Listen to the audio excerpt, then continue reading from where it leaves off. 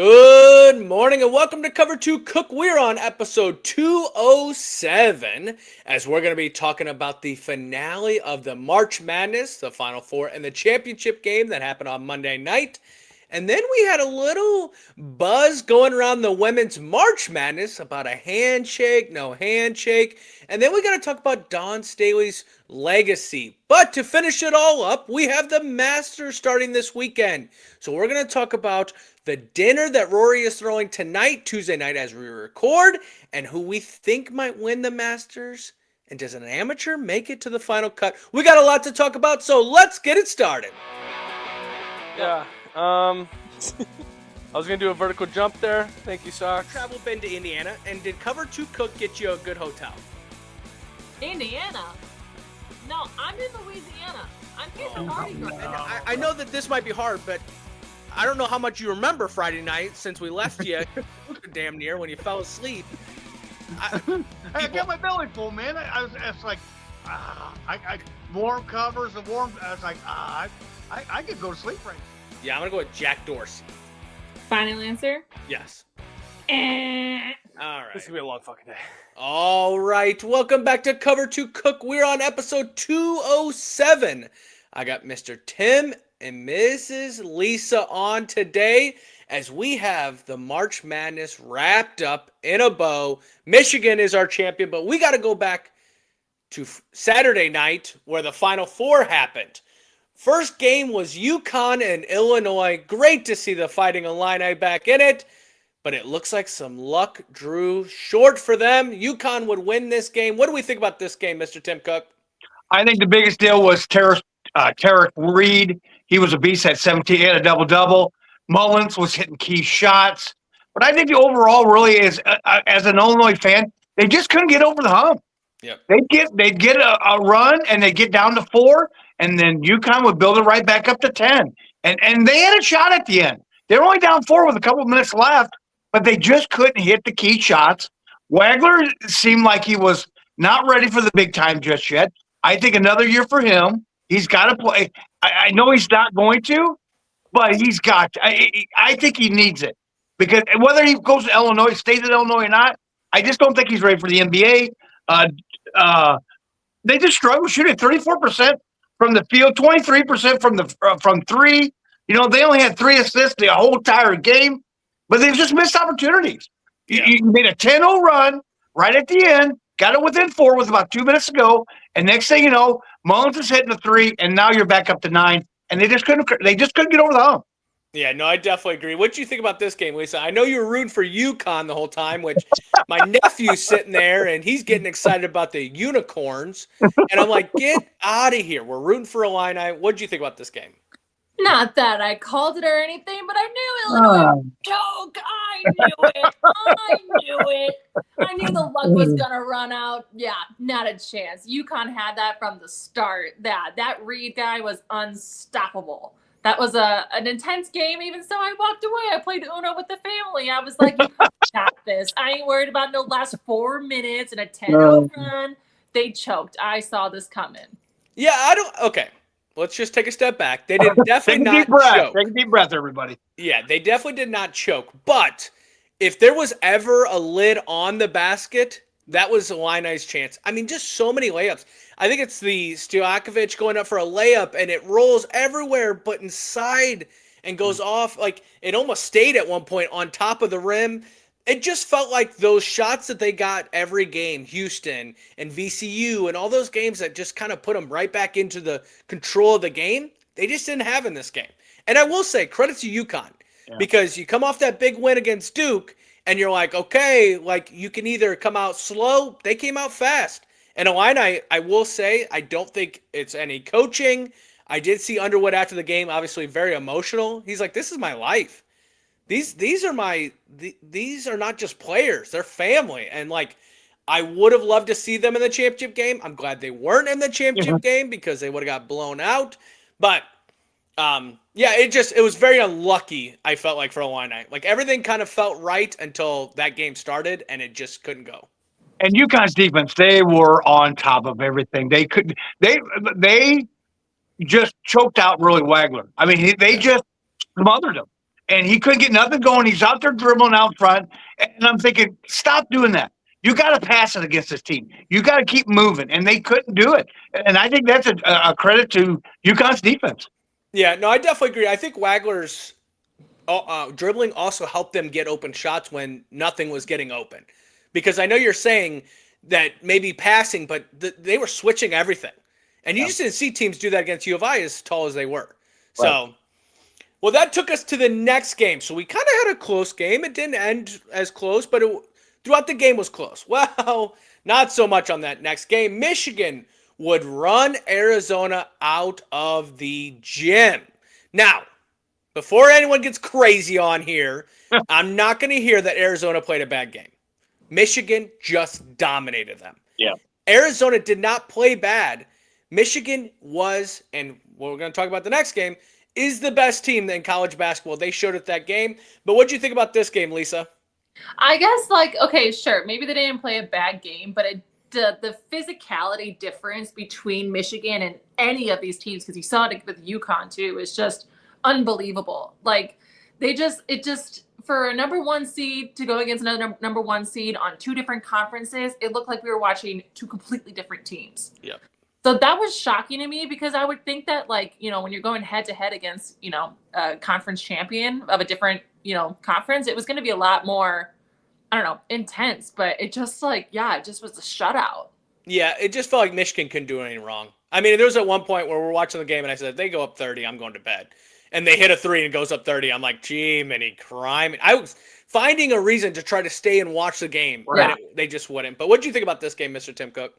I think the biggest deal was they shut down the middle, and Arizona cannot come from behind because they don't shoot the 3. Yeah. And also Michigan, 12 of 27 from 3-point land.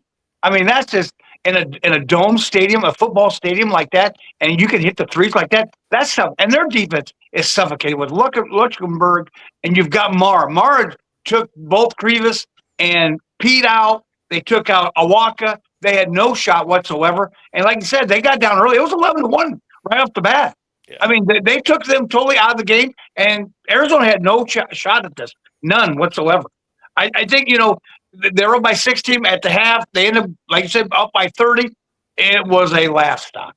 Yeah, yeah. Well, and honestly, I think they said that it was the number one seeds going at it in Final Four. This was the biggest win of college basketball history. Like, it really was. And, unfortunately for Arizona, they just had to take them on.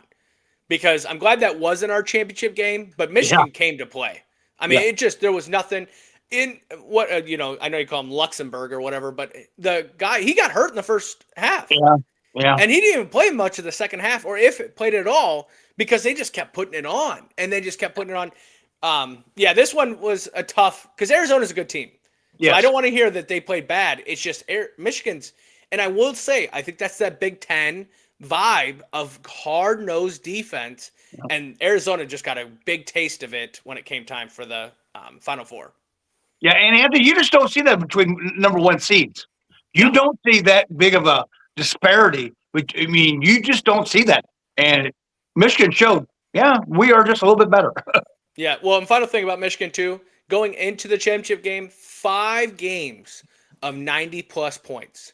Yeah. First team to ever do that, right? They dominated when it came into it. So that moves us into the national championship, right?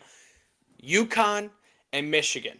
UConn did everything they possibly could do. I think they threw the whole entire kitchen sink and maybe the backyard as well. But Michigan held UConn late to win the national championship. Michigan would end up, Dusty May, 2 years, changes the program around. Juwan Howard was out there fighting people, and Dusty May goes and makes them win a national championship. This game, I will say, looked closer than it felt throughout the whole entire game. This just felt very lopsided the whole time, but then UConn just kind of find their way getting closer in this one. But what do you think about this game, Mr. Tim Cook? I think the biggest the keys are the free throws. 25 of 27, 25 of 28, and their inside presence of the ex-Illinois, ex-Illini, Morez Johnson. He stepped up, dominated with, and also to the Coatesville. They went for 15 minutes without hitting a 3. 11 consecutive threes that UConn missed. You're not going to get back in much games if you get behind with that. And it's just the defense. I think this game was a lot closer because of UConn's defense. Yeah. They kept them in the ball game for as long as they possibly could until it was just not. But I do know there was a lot of discrepancy on fouls in the first half where UConn wasn't getting the fouls, and they had a lot of fouls, and then second half kind of evened itself out. But yes, great win. First national championship in 25 years for the Big Ten, and also the first national championship for Michigan since '89. Yeah, no, this was definitely a big game for them. And I will say that there was questions asked to Dan Hurley after the game about the fouls. Yeah. And he goes, I know what you want. I know what you want. But here's the thing. If you're asking the questions, you probably know the answer already then. Mm-hmm. He goes, but to say that that's the reason we lost this game? No. We lost this game because there was a better team on the other side. And stuff like that. I respect that because Dan Hurley likes to make it a lot about himself. And that moment, he definitely could have made it about himself. Let's ask Gino when we get to that point. But, he didn't. He said that Michigan was a better team. What did you think about this game, Lisa?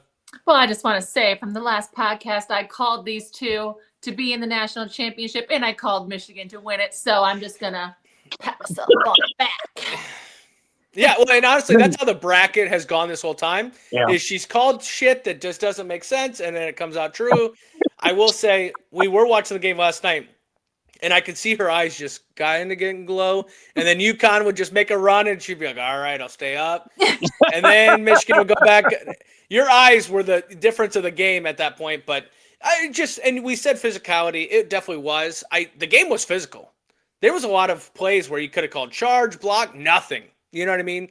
I definitely think the referees had to take control in the second half because the game was getting way too physical at one point. But again, Michigan winning it. Congrats to the Big Ten. Big Ten's remember, they're coming off of winning the national championship for football as well. Anthony, do you think, one last thing before we get out, do you think the hook and hold of Caravan changed the game? I don't think so. In the first half? I truly don't. It's hard because that's like saying a penalty in the first half of a football game changed the outcome. Right. I don't believe in that. And I always had this coach when I was in, I think, junior high and high school. Referees will never determine the game. Right. You will determine the game.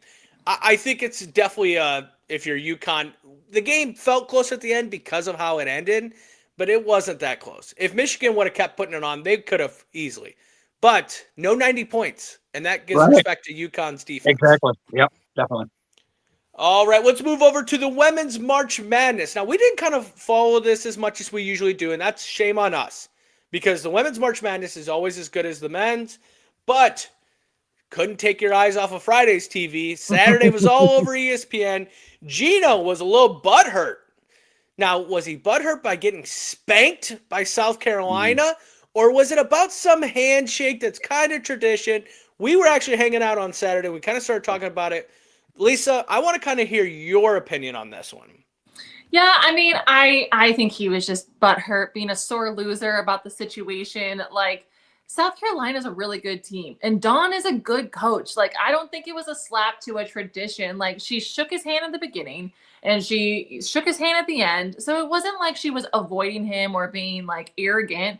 Like, I'm not going to talk to you after every quarter. Like, you're still in each other. So I just think Gino was being a sore loser. I think he was just maybe a little embarrassed. And instead of, like, the UConn coach just taking it off the chin, like, we should have played better, he let it out, unfortunately, on to Dawn and on national television. So that's not a good look for him.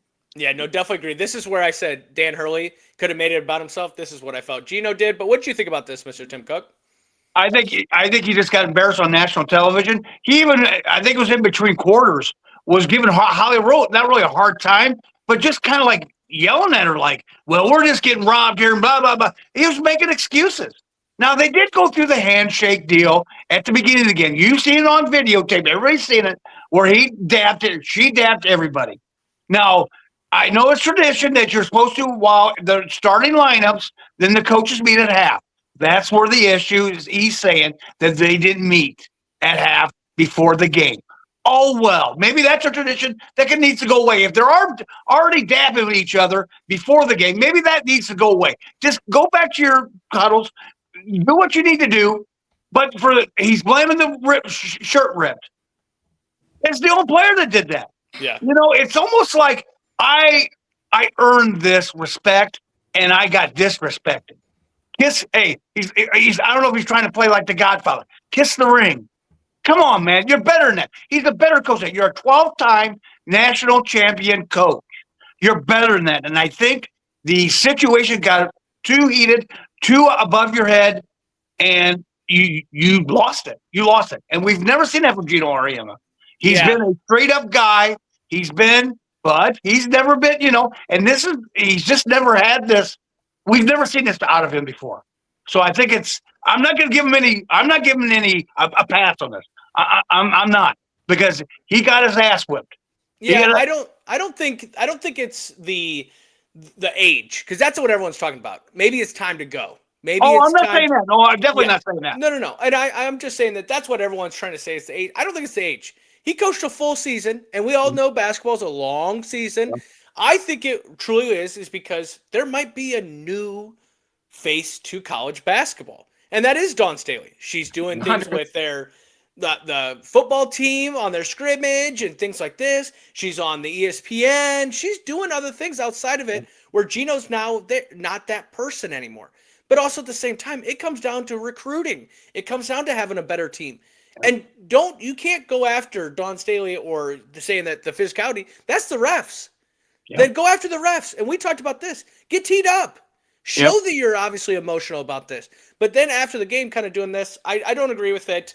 That's enough. We're moving on from it, because even Dawn Staley today was like, we need to move on from this. Well, and then he apologized the next day and didn't even bring Dawn Staley's name involved in it. Yeah. And that's around it as well. You got to, just own up to this guy. Come on. You're better.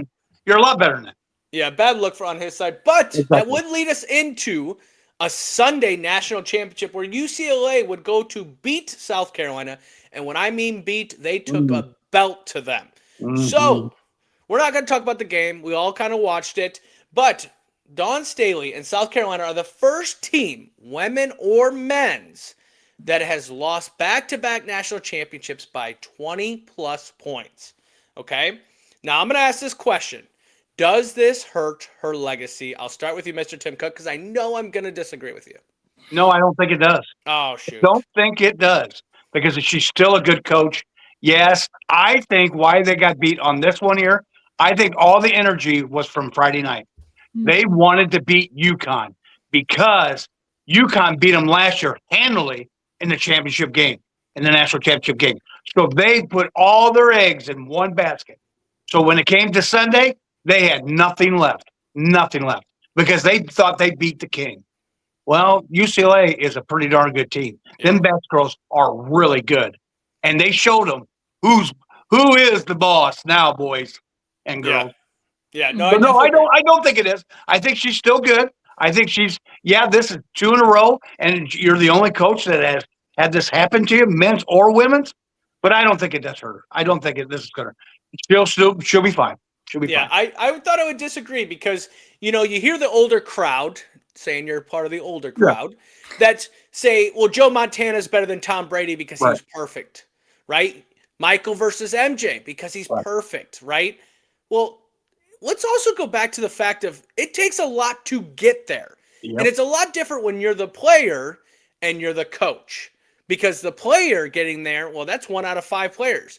Coaching, you need 5 players doing what you need them to do to get it to that level. I also don't think this hurts her legacy, because in women's college basketball, there is just a certain list of players. It hasn't happened as long as men's. The March Madness hasn't happened as long. It hasn't gotten the visible or the amount of people watching it. And, there's a word I'm looking for there. I'll find it later. But Dawn Staley is still the face of college basketball for girls or for women's college basketball. So I don't care if she goes there every year and loses. I do say this, though. If they go back next year and she loses by 20-plus points, I think we're starting to talk about a hurt legacy. But until then, I still think she's still good there. What do you think, Lisa? No, I don't think it does. I definitely think she's building a reputation for herself and for South Carolina, because as you were starting to say, there's 5 teams in women's basketball that you can count on are going to make it to the Final Four, right? They're going to make it pretty far in the championship. The Cinderella stories don't necessarily always happen in those sense, but I mean, It was definitely unfortunate to see it go that way. I do kind of hear what Tim's saying, that like they kind of took the UConn game as like the national championship as a rematch. So I can see that. But I mean, no, I still think she's the face of women's basketball right now. Doesn't mean that UCLA is not on their heels, but in her defense as well, she has a really young team.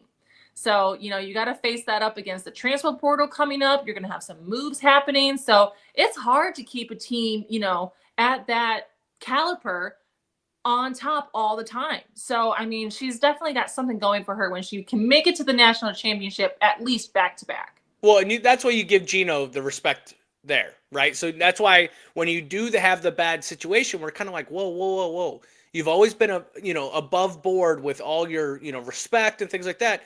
But doing your legacy like that, where UConn has just been the most dominant women's, because that's all they're going to remember now, Anthony, is that situation. Yeah. I know the 12 national championships, but they're only going to remember what this last time happened, and now they're going to start questioning what's going on. It's just a bad optic. That was just a bad optic. And another thing with Dawn Staley, I think if she continues the way her teams play, like her attitude, tough, strong. She don't take no crap off anybody, especially Gino Auriemma.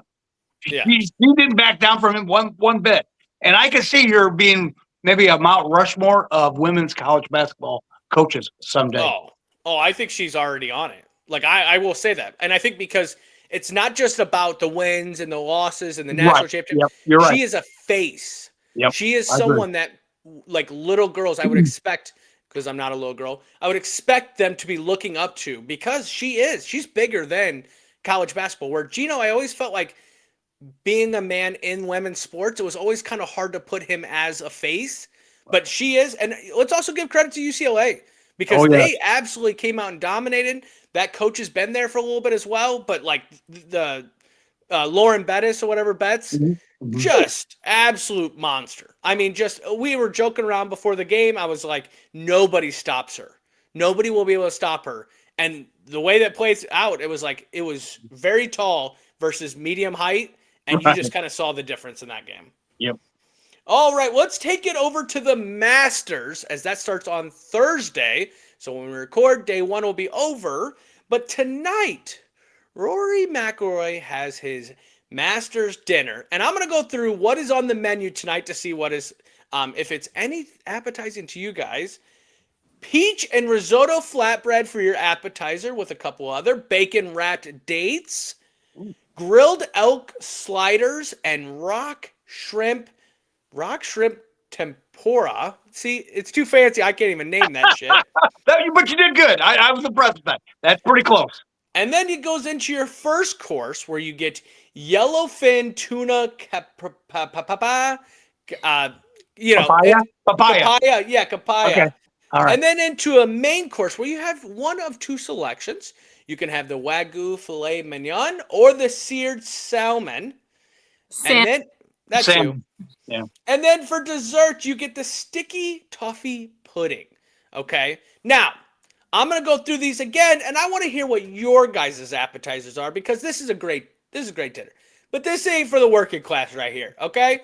So we're gonna start with the appetizer. Lisa, what is your one appetizer that has to be on the menu? Well, I'm in Wisconsin, so I probably should say cheese curds. Shit, that's what I was gonna say. Okay. Okay, well, if you're gonna say that, I'll give us fried pickles. Okay, fried pickles. All right, Mr. Tim Cook, what is your one appetizer that's got to be on there? I just had them tonight. Bread and mushrooms. Ooh, okay. I love bread and mushrooms. Yes, bread and mushrooms. All right, I was gonna go say cheese curds. I like the cheese curd, but if we're not doing cheese curds, I'm doing bone-in wings. You know what I mean? Messy, but I want to see who all wants to get messy with me. You know what I mean? A little hot, medium, mild. Get a little barbecue in there. Let's see what that. All right, for your first course. Now, just to give you a little etiquette, first course is something light. Okay, I can't say what it was, but it's light. Okay, Mr. Tim Cook, what is your first course? Oh, for Pete's sakes! Oh, something that's got to be light. I don't know. A dip or maybe like cheese and crackers. Oh, something light. I don't know. No, I guess that would be an appetizer as well. But something light. You got to have something that's not going to weigh on your stomach. So because you're going to fuel up with booze. So at least Yeah. that would be. See, and this is why your golf game is bad, because thank Yes, God the it is. Masters. All right, Lisa, what is your first course? I would say a quesadilla. Whether you want it to be Oh, chicken or yeah. steak quesadilla, that's what I would go with. Ooh, I like that. And I was actually going right down that same road. I was saying like mini tacos. Oh, You know what I mean? A little dipping in there, a little sour cream, salsa. Yes, very good. You don't have to eat a lot if you want to eat a lot. It's up to you. But if not, you can just have a couple. Going to the main course. Now, this is what matters, okay? And I don't want to hear the whole fish or meat. No. Whatever you want. I'm going to start with Lisa. What is your main course? Well, he gave two options. So definitely a steak, filet mignon, 100%. And then I'm thinking of chicken, and I'm torn between fried chicken or chicken parmesan. Oh, We must live together because that's crazy. That's exactly what I was thinking. So chicken parm or a steak. I like that. That also sounds like our wedding. But Mr. Tim Cook, what do you want for your main course? I think you got definitely with steak and I don't know. Maybe a little pork chop in there, man. It's just some pork chops, double meat. I love a good pork chop, All right. I like that. For me, my main course, I'm not going with that, guys. I'm not going meat and chicken parm. Here's your two options. You can get a whole large pizza from Domino's, or your other option is a whole large pizza from Little Caesars. We're serving pizza here, okay? hey, you could go Giordano's. You can go deep dish. No. Nothing with forks. I want people walking around, got a slice of pizza in their hand. Folded. But main course, I this is fancy. It's supposed to be fancy, but I'm not the fancy kind of guy. We're taking pizza here, but the best part, and it's always the dessert. Mr. Tim Cook, what is your go-to dessert for your dinner? What did I have for lunch Saturday? I got to go with the cookie dough blizzard. Oh, Ooh. ice cream. I love ice cream. Or a crisp. Remember that crisp we had a couple Sundays ago? Oh, that was so good. Yeah, An okay. apple crisp, a peach crisp, or a cherry crisp. Oh, but I love ice cream. All right. Lisa, what is your dessert? Honestly, this might just be my toughest one because I am not the biggest dessert person, but I like a good tiramisu after a course like this. Okay. Yeah. Okay, that's fancy as shit. Or like a brownie molten, lava cake. That sounds really good. That definitely sounds good. For my dessert, I'm going a little Midwest right here. I'm doing scotcheroos. Little scotcheroos. Everyone can eat as many as they want or little as they want, but just something that's handheld. Again, I don't know if you're getting my little appetizer to. We're walking around, okay? We're not sitting down. We're talking. I want to know someone else's golf game. But that is the dinner tonight. Good luck to Rory. It is one of those things where once you win, yes, it's a big payment out for this dinner, but then you get dinner every Masters, no matter how long you're old or how young or old you are. Watch Happy Gilmore if you do see it, because Happy Gilmore in the second one, they actually all sit down and eat. But we got to talk about who is going to win the Masters this year. So, in case you're not a golf person, here's some of the options that could be on there, okay? Bryson DeChambeau, Matt Fitzpatrick, Xander Schauffele, Rory McIlroy, Cameron Young, Mason Howell, which is an amateur, so probably not him, John Ram, Ludwig Auberg, yep, that's not I know. there. I know what you're talking about. I know. Yeah. Jordan Spieth, Justin Rose, Brooks Koepka, Scotty Scheffler, Robert McIntyre, Gary Woodland, and Tiger Woods will not be performing as he's focusing on himself. What? Oh, well, I doubt if I watch it now. All right, Mr. Tim Cook, who do you got winning the Masters this year? I'm going to go with Matthew Fitzpatrick. I think he could sneak in. I think he's played well there at Augusta the last few years. Maybe he could sneak in and grab himself a green jacket. Oh, I like that. Lisa, what do you got for your Masters winner? See, I had the face in my mind, and then you said the name. But yeah, I think he's a pretty good competitor. But I think Ludwig Auberg, I think he's going to get it this year. I feel like he's usually up there. Yeah. He has been the past couple of years. Yeah, for sure. And then it kind of seems like on Sunday, it kind of just goes downhill. On this one, I really like I like Bryson DeChambeau. I think he does a lot. I would love to take him, but I think it's Justin Rose this year. And why is because when I was watching ESPN this morning at 4:30 in the morning, they were saying that the Masters is very lefty oriented.